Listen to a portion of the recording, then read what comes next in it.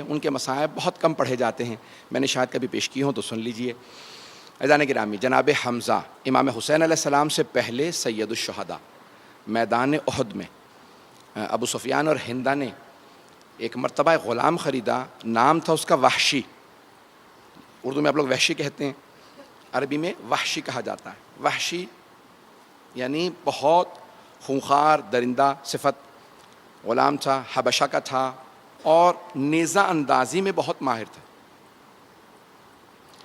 تو ابو سفیان اور ہندہ نے دونوں نے، یزید کے دادا دادی معاویہ کے والدین نے، اس غلام کو خریدنے کے بعد کہا کہ تم یا محمد مصطفیٰ کو مار دو یا علی مرتضیٰ کو، دونوں میں سے کسی ایک کو مار دو گے تو ہم تمہیں آزاد کر دیں گے، پیسے بھی دیں گے اور بہت کچھ کہا۔ تو اس نے کہا نہ میں رسول خدا صلی اللہ علیہ وسلم کو مار سکتا ہوں نہ علی مرتضیٰ کو۔ تو ہندہ نے پوچھا کیوں؟ کہا کیونکہ رسول خدا کے چاروں طرف اطراف میں لوگ بہت زیادہ ہوتے ہیں، چاروں طرف لوگ ہوتے ہیں اور علی کی نظر چاروں طرف ہوتی ہے، علی چاروں طرف دیکھ کے مقابلہ کرتے ہیں۔ کہا میں نہیں مار سکتا۔ کہا پھر میں اور کچھ نہیں سنوں گی، تم حمزہ کو مار دو۔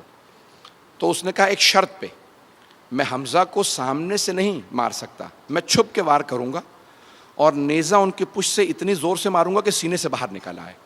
اس نے کہا ٹھیک ہے ہمیں منظور ہے، حمزہ کو مار دو۔ کہا وہ شیر کا شکار کرنے والے ہیں، میں سامنے سے وار نہیں کر سکتا۔ اس نے چھپنے کے بعد ایک مرتبہ جناب حمزہ کو میدان احد میں ایک ایسی برچھی ماری کہ پشت سے داخل ہوئی، سینے سے سامنے سے وہ نیزہ باہر نکل آیا۔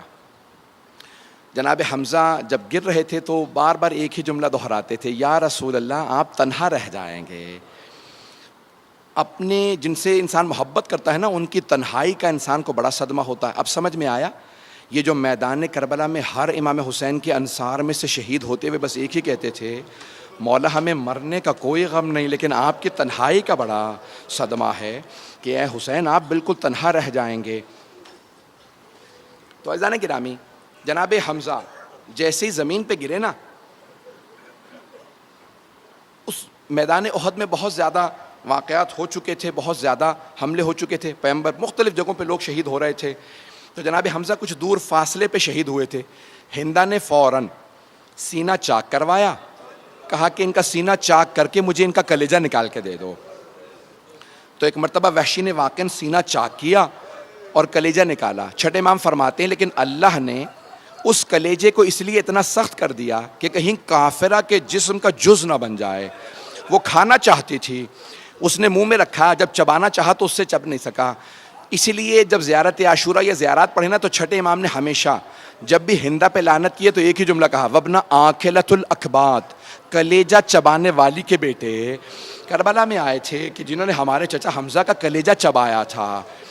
پیغمبر اسلام کو اس بات کا بڑا غم تھا۔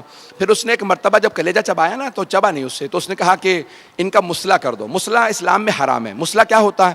کہا کہ ان کی ناک کاٹو، ہونٹ کاٹو، کان کاٹو، ان کی آنکھیں کاٹو اور اس کے بعد سارے ہاتھوں کی انگلیاں کاٹو، پاؤں کی انگلیاں کاٹو، ان کے اعضاء نکال کے ایک ہار بنا کے مجھے دے دو۔ ہندہ نے گلے میں پہنا، کہا میں مکے میں جا کے سب کو بتاؤں گی وہ جو شیر کا شکار کرنے والا حمزہ تھا نا، اس کے کلیجے کے ٹکڑے لے کے آئی ہوں۔ بس بھئی جب مسئلہ کر دیا، پیغمبر اسلام کو ابھی عجیب و غریب ایک کیفیت ہے، کسی بھی چچا سے اگر محبت ہو تو انسان کو تکلیف تو ہوتی ہے نا، کہ ارے میرے چچا کا کیا عالم کیا۔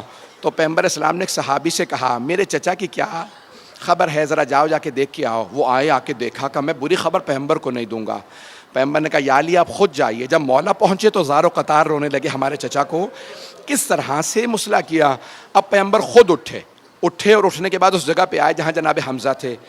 اتنا روئے کہ پیغمبر زمین پہ غش کر کے گر گئے اور روتے جاتے تھے، کہتے جاتے تھے پروردگارا میرے چچا کا مسئلہ کر دیا، میرے چچا کا سینہ چاک کر دیا۔ میں ہاتھ جوڑ کے کہوں گا یا رسول اللہ آپ کے چچا کا مسئلہ ہوا، آپ سے برداشت نہیں ہوا۔ یا رسول اللہ ذرا کربلا میں آ کے دیکھیے، آپ کے نواسے حسین کے سینے پہ گھوڑے دوڑا دیے گئے۔ لاشے پہ گھوڑے دوڑائے گئے۔ اجرکم اللہ، اجرکم اللہ۔ بس بھئی کوئی بخل نہ کرے، اجرکم اللہ۔ میرے گلے میں طاقت نہیں کہ میں اور پڑھ سکوں، 4 سے 5 منٹ کی زحمت دوں گا۔ بس بھئی جناب رسول اسلام بہت روئے، بہت روئے۔ اتنا روئے کہ ایک مرتبہ مستورات مدینے سے آنے لگیں. جناب فاطمہ تو زہرا آگے میرے بابا رو رہے ہیں. اور کون آیا جانتے ہیں؟ جناب صفیہ آ گئی، رسول خدا کی پھپھی ہیں، جناب حمزہ کی بہن ہیں. پہنچ گئیں کہاں پہ؟ میدان احد میں. کہا یا رسول اللہ مجھے اپنے بھائی کے لاشے پہ آنے دیں. رسول خدا نے ایک صحابی سے کہا میری پھپھی کو روک دو، کہو پیغمبر نے منع کیا ہے. جناب صفیہ نے کہا نہیں، میں نہیں مان سکتی کہ رسول خدا روکیں گے، کبھی کسی بہن کو بھائی کے لاشے پہ جانے سے نہ روک.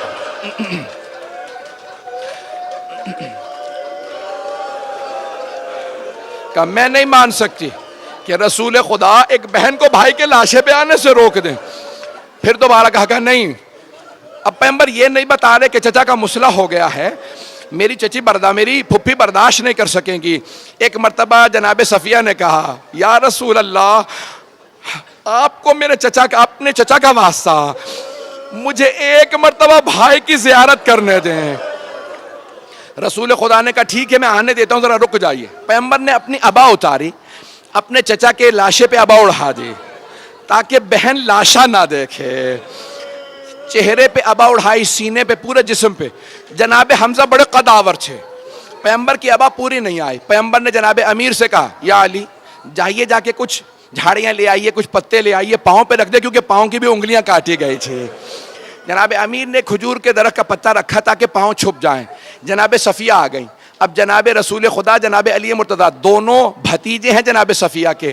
جناب صفیہ آئیں روتی ہوئی. ایک بہن جب بھائی کے لاشے پہ آئے تو بہت روتی ہے. جناب صفیہ بہت زیادہ رو رہی تھی.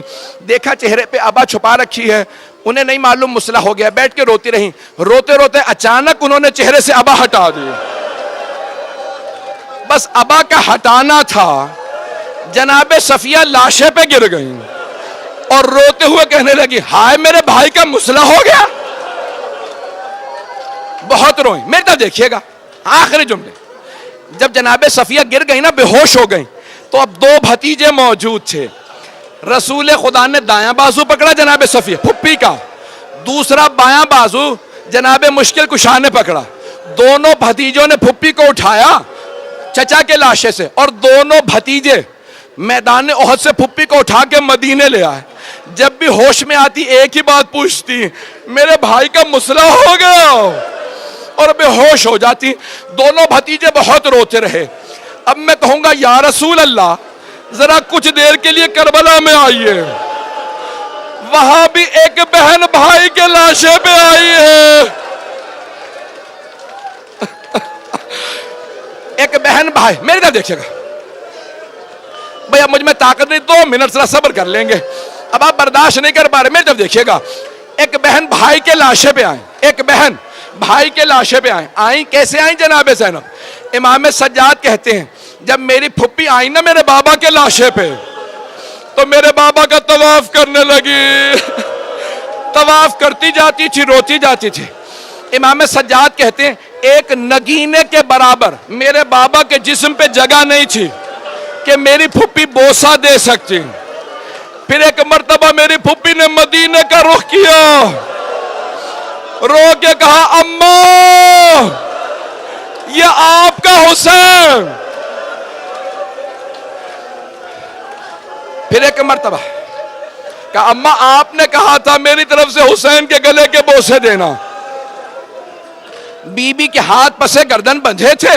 ایک مرتبہ جناب زینب بیٹھی، جانتے ہیں کیسے بوسہ دیا؟ مولا کہتے ہیں کہ میری پھپھی نے اپنے لبوں کو کٹے ہوئے گلے پہ رکھا اور چوم کے کہا اماں میں نے بوسہ دے دیا.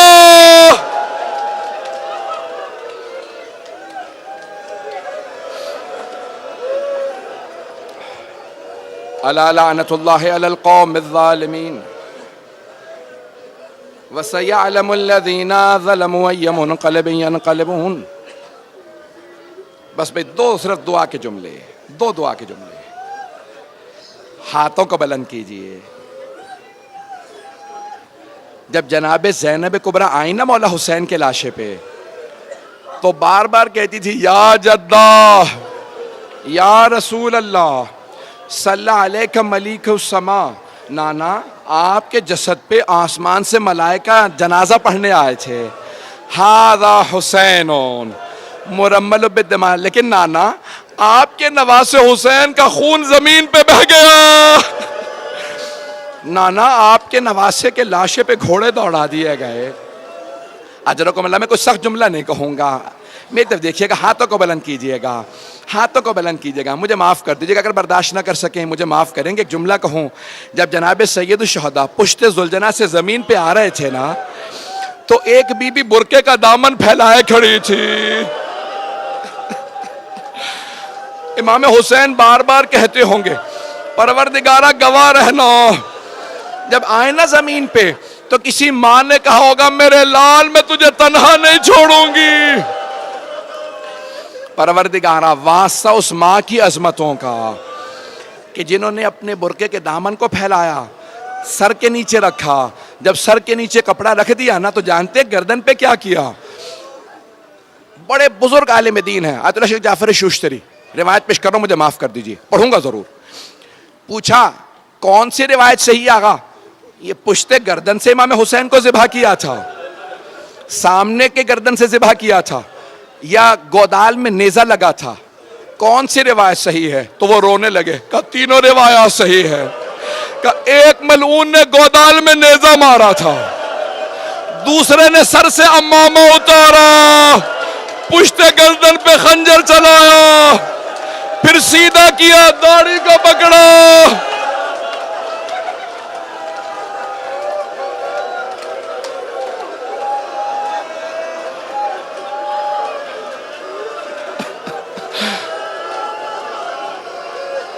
امام زمانہ کہتے ہیں میرا سلام و میرے جد حسین پہ، وَالشِّمْرُ جَالِسٌ عَلَى صَدْرِهِ، جب شمر سینے پہ سوار تھا، آخذٌ بِلِحْيَتِهِ، داڑھی کو پکڑ رکھا تھا، 70 قدم کے فاصلے پہ ایک بہن کھڑی رو رہی تھی۔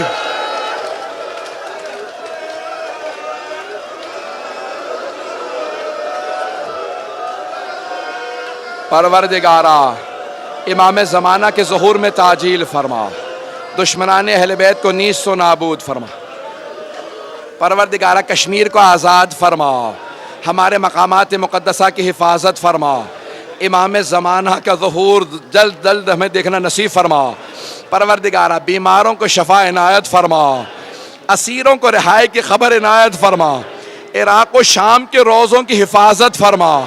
پروردگارہ ایک چھوٹی بی بی کی قبر پہ بار بار حملے ہوتے ہیں، پروردگارہ اس قبر کو آزاد فرما۔